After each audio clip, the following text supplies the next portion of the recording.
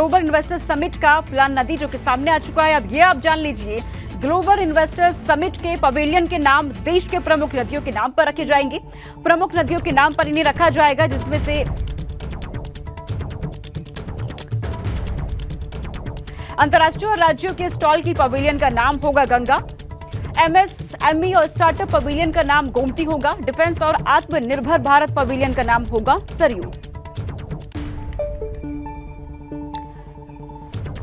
तो global investor summit के pavilion के नाम देश के प्रमुख नदियों पर रखे जाएंगे। अंतर्राष्ट्रीय और राज्यों के स्टॉल की पवेलियन का नाम गंगा होगा। एमएसएमई और स्टार्टअप पवेलियन का नाम गोमती रखा जाएगा। डिफेंस और आत्मनिर्भर भारत पवेलियन का नाम सरयू नदी के नाम पर रखा जाएगा। तो प्रमुख जो नदियां हैं उनके नाम पर इन पवेलियन के नाम होने वाले हैं। ग्लोबल इन्वेस्टर समिट के पवेलियन का नाम देश के प्रमुख नदियों के नाम पर रखे जाने हैं। ये जो प्लान है ये सामने आ चुका है। अंतर्राष्ट्रीय और राज्यों के स्टॉल की पवेलियन का नाम गंगा नदी के नाम पर होगा। इसी के साथ डिफेंस और आत्मनिर्भर पवेलियन का जो नाम होगा वो सरयू नदी के नाम पर होगा।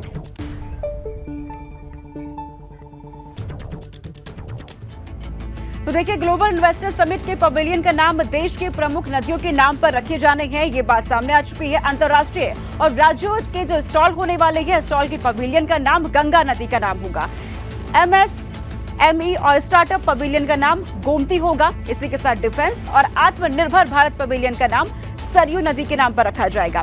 रामगंगा नदी के नाम पर होगा green mobility banking and finance pavilion. उसी के साथ शारदा नदी के नाम पर सेंट्रल पब्लिक सेक्टर का नाम रखा जाएगा। यूनिट्स पावर और सौर ऊर्जा हॉल सरस्वती नदी के नाम पर रखा जाएगा। Health care, pharma, education, tourism, film and media stall Rapti नदी के नाम पर होगा। डेयरी, एग्रीकल्चर और फूड प्रोसेसिंग पवेलियन का जो नाम रखा जाएगा ये सभी राप्ती नदी के नाम पर रखा जाएगा। ये जो प्लानिंग की गई है ये बात अब सामने आ चुकी है। रामचरितमानस पर दिए गए बयान पर स्वामी प्रसाद मौर्य अभी भी कायम है। रामचरितमानस की कुछ चौपाइयों का जिक्र किया है स्वामी प्रसाद मौर्य ने। कुछ चौपाइयों में अपमान किया, ये कहा गया है। कुछ चौपाइयों में महिलाओं और पिछड़ों का अपमान स्वामी प्रसाद मौर्य कह रहे हैं। चौपाइयों के जरिए कई नेता जातियों को नीच बताया गया।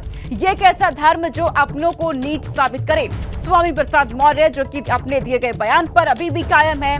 रामचरितमानस को लेकर विवादित बयान उन्होंने दिया था। हालांकि इसकी चौतरफा निंदा हो रही है, उसके बावजूद स्वामी प्रसाद मौर्य अपने बयान पर कायम है। उनका कहना है कि रामचरितमानस की कुछ चौपाइयों का जो जिक्र किया गया है, कुछ चौपाइयों में अपमान भी किया गया है महिलाओं का। कुछ चौपाइयों में महिलाओं और पिछड़ों का अपमान हुआ है और चौपाइयों के जरिए कई जातियों को नीच बताया गया। यह स्वामी प्रसाद मौर्य की तरफ से बयान दिया गया और अभी भी अपने बयान पर वो कायम है। हालांकि कई जो सपा के ही विधायक है वो भी लगातार उसको लेकर के विरोध जता रहे हैं।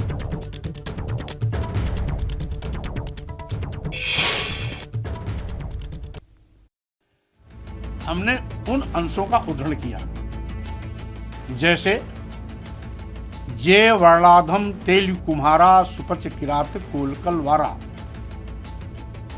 यानी तेली, कुम्हार, सुपच, किरात, कोल, कलवार, ये सभी जातियां हिंदू धर्मावलंबी हैं। इसमें आदिवासी भी हैं, दलित भी हैं, पिछड़े भी हैं। इनको नीच का दर्जा दिया गया। आखिर यह धर्म कैसा है जो अपने ही मानने वालों को नीच परिभाषित करे। इसी के साथ ही चौपाई का एक हिस्सा वो भी है जहां लिखा गया है ढोल गंवार सूद पशु नारी शकल ताड़ना के अधिकारी, यानी देश की समस्त महिलाएं, आदिवासी, दलित और पिछड़े ये पिटाई के पात्र हैं। और लिखने वालों को अगर यही व्यवहार किया जाए तो उसको कैसा लगेगा। इस शब्द को संबोधित करके धर्म के रूप में गुणगान करने वाले को अगर गाली दिया जाए तो उसको कैसा लगेगा। सम्मान देने के लिए भेदभाव किया जाए, जैसे पूजहि विप्र सकल गुणहीना, पूजहि न शूद्र गुण ज्ञान न प्रवीणा, यानी विप्र, अनपढ़, गंवार, मूर्ख, सभी गुणों से हीन क्यों न हो, फिर भी उसका सम्मान करो। तो रामचरितमानस पर एक बार फिर से बयान दे दिया गया है स्वामी प्रसाद मौर्य की तरफ से। क्या उन्होंने कहा अब आप वो जान लीजिए। स्वामी प्रसाद मौर्य कह रही हैं कि रामचरितमानस की कुछ चौपाइयों का जिक्र किया है मैंने, रामचरित की कुछ चौपाइयों में अपमान किया गया है और इसी के साथ उन्होंने ये भी कहा है कि कुछ चौपाइयों में महिलाओं और पिछड़ों का अपमान किया गया है और वही चौपाइयों के जरिए कई जातियों को नीच का दर्जा दिया गया है। ये कहा गया है स्वामी प्रसाद मौर्य की तरफ से। ये कैसा धर्म जो अपनों को ही नीच साबित करे, सम्मान देने के लिए ऐसा भेदभाव क्यों किया गया। तो रामचरितमानस को लेकर एक बार फिर से बयान दे दिया है स्वामी प्रसाद मौर्य ने। हालांकि बिहार से लेकर उत्तर प्रदेश तक देखा जा रहा है रामचरितमानस केंद्र में बना हुआ है और इस पर बयानबाजियां भी बखूबी तौर पर हो रही है। लेकिन स्वामी प्रसाद मौर्य जिनकी निंदा भी की जा रही है, उसके बावजूद एक बार फिर से उनकी तरफ से बयान दे दिया गया। सपा नेता स्वामी प्रसाद मौर्य ने अपने बयान पर अखिलेश के चुप्पी के पीछे का राज भी बताया। क्या कहा है स्वामी प्रसाद मौर्य ने, आप भी सुनिए।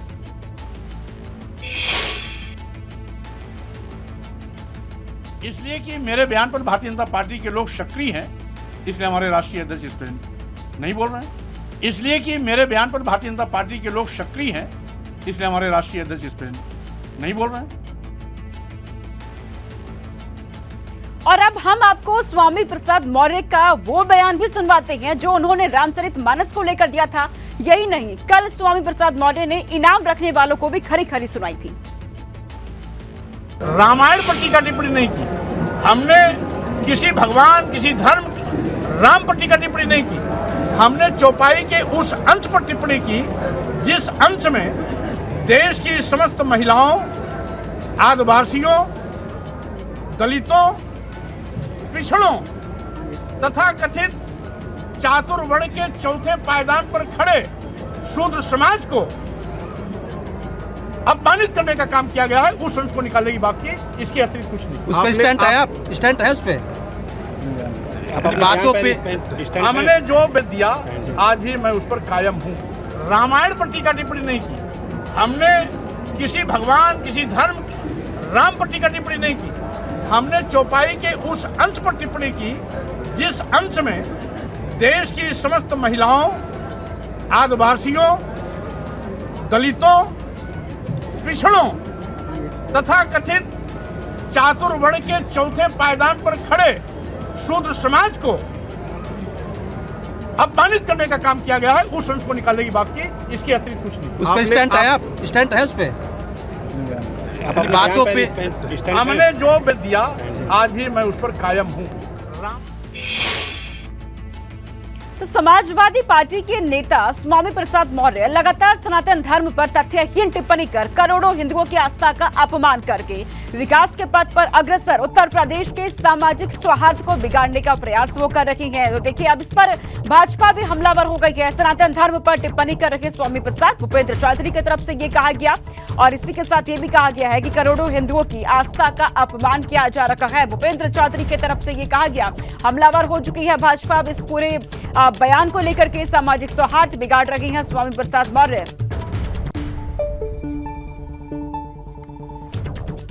तो भूपेंद्र चौधरी की तरफ से देखिए ट्वीट किया गया और हमला किया गया है स्वामी प्रसाद मौर्य पर। समाजवादी पार्टी के नेता स्वामी प्रसाद मौर्य लगातार सनातन धर्म पर तथ्यहीन टिप्पणी करके करोड़ों हिंदुओं की आस्था का अपमान कर रही है। विकास के पथ पर अग्रसर उत्तर प्रदेश के सामाजिक सौहार्द को बिगाड़ने का प्रयास कर रही है। ये कहा गया है। हमला यहाँ पर बीजेपी ने अब किया है स्वामी प्रसाद मौर्य पर। यह भूपेंद्र चौधरी की तरफ से ट्वीट किया गया क्योंकि लगातार स्वामी प्रसाद मौर्य जो अपने बयान पर कायम हैं, उनकी तरफ से एक के बाद एक बयान दिए जा रही है। इसको लेकर के अब भाजपा हमलावर हो गई है। भूपेंद्र चौधरी कह रही हैं कि विकास के पथ पर अग्रसर उत्तर प्रदेश के सामाजिक सौहार्द को बिगाड़ने का प्रयास यहाँ हो रहा है। बड़ी खबर सामने आ रही है। राजस्थान में सीएम योगी ने कहा कि हमारा सनातन धर्म भारत का राष्ट्रीय धर्म है। वे जालौर के नीलकंठ महादेव मंदिर में जीर्णोद्धार और मूर्ति प्राण प्रतिष्ठा कार्यक्रम में शामिल होने के लिए आए थे। इस दौरान उन्होंने कहा कि इस धार्मिक आयोजन में जिस प्रकार जाति और धर्म के भेदभाव को छोड़ करके आपकी एकता देखने को मिल रही है, इससे सबको अपने दैनिक जीवन में स्वीकार करना होगा। हमारा सनातन धर्म ही भारत का राष्ट्रीय धर्म है। सीएम योगी ने यह भी कहा कि अगर किसी कालखंड में हमारे धर्म स्थलों को अपवित्र किया गया है तो उनकी पुनर्स्थापना का अभियान भी चले। इस अभियान का कर्म अयोध्या में 500 वर्षों के बाद प्रधानमंत्री नरेंद्र मोदी के प्रयास से भगवान राम के भव्य मंदिर का निर्माण कार्य के रूप में दिख रहा है। भगवान राम का भव्य मंदिर अगले साल तैयार हो जाएगा। सीएम योगी ने ये बड़ी बातें कही है। राजस्थान में धार्मिक आयोजन हो रहा था, उस दौरान उनकी तरफ से कहा गया सनातन ही भारत का राष्ट्रीय धर्म है और अयोध्या में अगले साल राम मंदिर बनकर तैयार हो जाएगा। राम मंदिर का जिक्र उनकी तरफ से किया गया और साथ ही ये भी कहा कि एक बार फिर से अभियान चलाया जाए, जितने भी अपवित्र धर्म स्थल है उनकी पुनर्स्थापना का।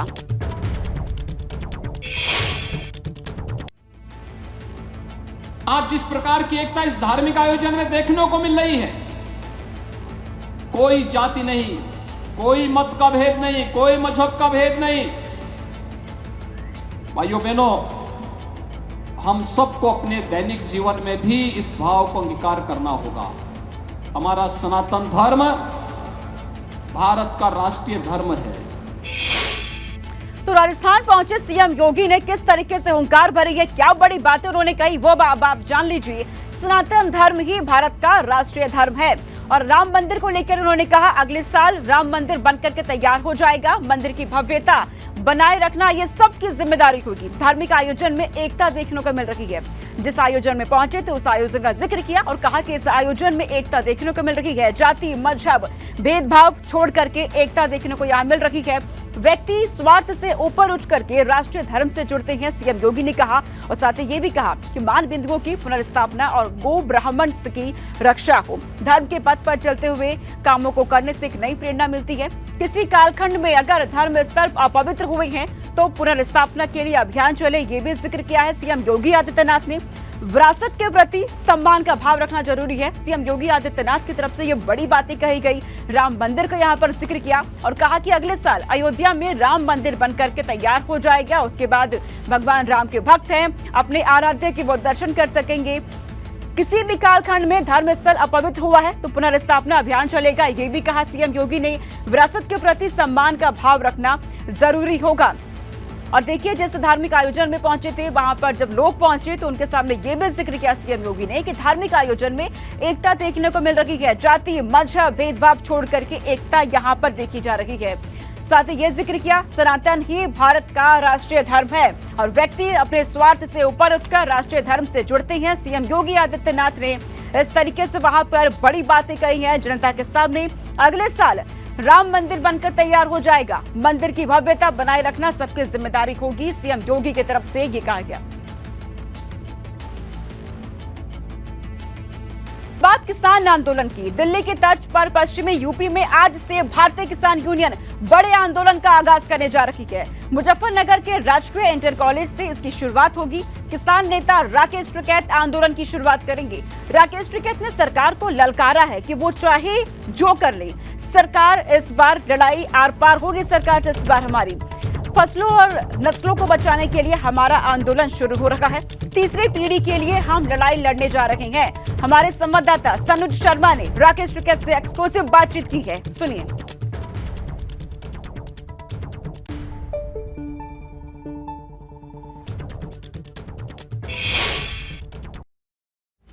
किसानों के मुद्दे पर पश्चिमी उत्तर प्रदेश में एक बार फिर भारतीय किसान यूनियन हुंकार भरने जा रही है।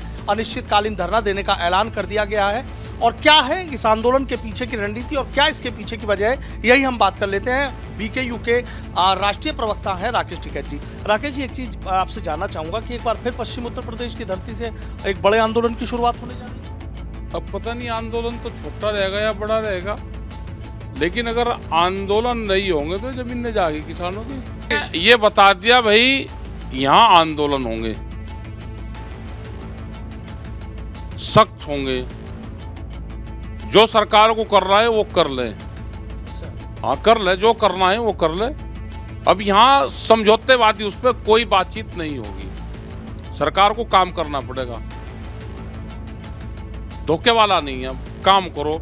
घोषणा पत्र इनको लेकर आना है 2027 में लेकर आओ और उसमें बाकायदा लिखो कि हम अगर हमारी सरकार आएगी हम मीटर लगाएंगे, ये लिखो। अभी बगैर मीटर की बात करी, अब मीटर पाड़ने का आंदोलन भी चलेगा। बिजली के मीटर ट्यूबवेल पर लगाएंगे, मीटर नहीं अब लगेगा। मीटर तो सारे चोर साहब हैं, मैं कह रहे जी मीटर तो जाएंगे, ये चोर हो रहे, ये स्टार्टर पाड़ रहे, मैं पाड़ रहे, ये मीटर भी पाड़ेंगे ये। हाँ, और क्या स्टार्टर ले जा अबे और ले जा 12 पाड़ रहे। तो ये जो आज धरना शुरू हो रहा है अनिश्चितकालीन है? भाई अधिकारी बताएंगे, ये सवाल करो उन अधिकारियों से। हमारा भुगतान गन्ने का, गन्ने के रेट, और जिस किसान का भुगतान नहीं हो रहा है जिन शुगर फैक्ट्री पे, वो अपना गन्ना लेकर डीएम के यहाँ आ सकता है। डीएम के यहाँ पे तीसरे दिन भुगतान होगा।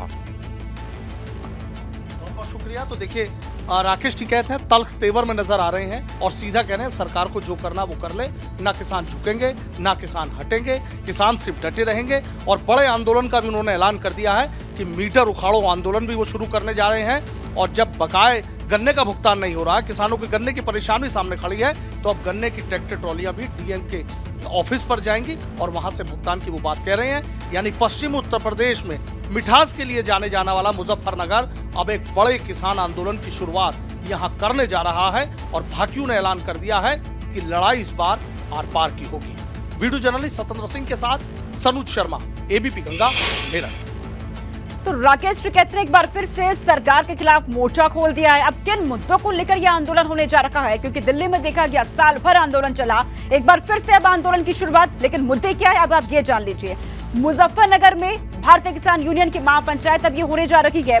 किसान नेता राकेश टिकैत की अगुवाई में वैचारिक क्रांति आंदोलन में ये आंदोलन जो है होने जा रहा है। बिजली बिल, आवारा पशु, वैचारिक क्रांति आंदोलन के ये अहम मुद्दे हैं जो राकेश टिकैत की तरफ से बताए जा रहे हैं। किसानों का उत्पीड़न और न्यूनतम समर्थन मूल्य भी बड़ा मुद्दा है। जमीन अधिग्रहण, कानून व्यवस्था, बेरोजगारी भी इस आंदोलन का मुद्दा रहने वाला है। मुजफ्फरनगर और आसपास के जिलों में जितने भी किसान हैं वो इसमें शामिल होने जा रहे हैं।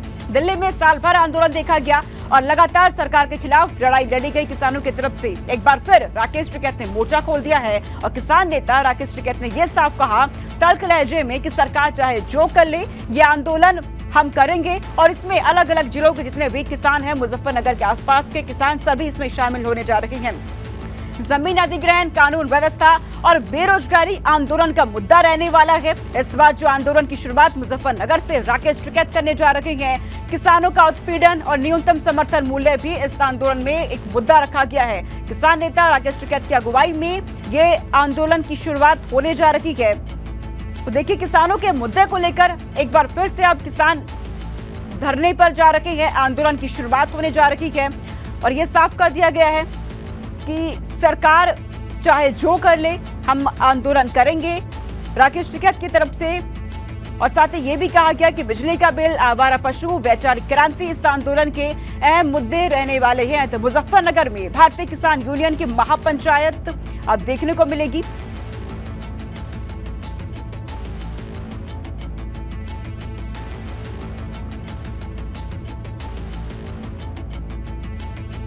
प्रदेश में 5 सीटों पर होने वाले शिक्षक स्नातक एमएलसी चुनाव प्रचार का आज अंतिम दिन है। इन 5 सीटों को जीतने के लिए सपा और भाजपा के बीच जंग छिड़ गई है, क्योंकि सपा जहां विधान परिषद में विपक्ष की कुर्सी पर है, तो वहीं भाजपा की कोशिश 24 की लड़ाई से पहले इन 5 सीटों पर कमल खिलाकर विपक्ष पर दबाव बनाने की है। यही वजह है कि भाजपा ने अपनी पूरी ताकत झोंक दी है।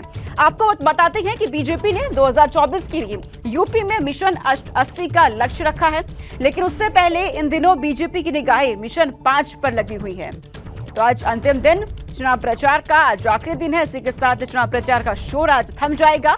इन 5 सीटों को जीतने के लिए सपा और भाजपा के बीच जंग अब तेज हो चुकी है, क्योंकि जहां समाजवादी पार्टी यानी कि सपा जहां विधान परिषद में विपक्ष की कुर्सी पर है, वहीं भाजपा की कोशिश है कि 24 से पहले इन 5 सीटों पर कमल खिला दिया जाए और विपक्ष पर दबाव बनाने की पूरी कोशिश में अब भाजपा जुट चुकी है। भाजपा ने अपनी पूरी ताकत भी झोंक दी है इन 5 सीटों के लिए। आपको बताते हैं कि बीजेपी ने देखिए 2024 के लिए यूपी में मिशन 80 का लक्ष्य तो रखा है, लेकिन उससे पहले बीजेपी की निगाहें इन 5 सीटों पर है। इन 5 सीटों को जीतने का दावा भी बीजेपी की तरफ से किया जा रहा है। तो 5 सीटों पर आज प्रचार का शोर थम जाएगा। दोनों ही पार्टियां अपने अपने दावे कर रही हैं अपनी अपनी जीत को लेकर के, लेकिन बीजेपी जो कि मिशन 80 को लेकर चल रही है, मिशन 80 का लक्ष्य रखा है, लेकिन उससे पहले बीजेपी की पूरी कोशिश है कि 5 सीटों पर जीत दर्ज हो जाए, ताकि विपक्ष पर उससे एक दबाव बनाया जा सकेगा। तो आज प्रचार थम रहा है। इसी के साथ 5 सीटों पर शिक्षक स्नातक एमएलसी चुनाव के लिए आज का प्रचार का आज आखिरी दिन, आज अंतिम दिन।